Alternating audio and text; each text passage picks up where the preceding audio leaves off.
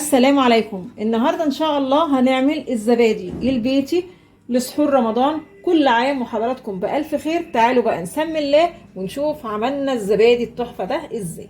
اول خطوة معانا هنا كيلو لبن، ويكون دافي، يعني لا هو سخن ولا هو ساقع، مجرد انه يكون دافي.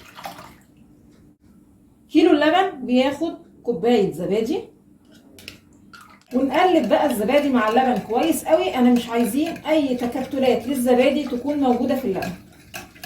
وبعدين املى الفخار او الكوبايات اللي هعمل فيها الزبادي. نقلت الطواجن بقى في الصينيه، وبعدين هجيب بقى ميه سخنه وهنزل في الصينيه لحد مستوى الميه ما يوصل نص كده الطواجن. غطيت الصينيه بقى باسترتش، ممكن نغطيها بفوطه عادي. هننقلها بقى في الفرن، طبعا الفرن يكون مطفي، ونستنى كده لحد ما اللبن يتحول لزبادي. بعد حوالي 5 ساعات لقيت خلاص كده الزبادي بقى جاهز. هشيله بس في التلاجة قيمة ساعة. خلاص كده الزبادي تمام. نشوف بقى ايه الاخبار.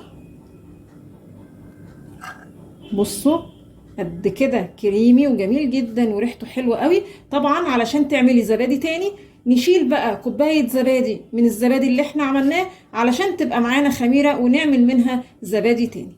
يا رب النهارده الزبادي يكون عجبكم، ولو عجبكم الفيديو فضلا الاشتراك في القناه.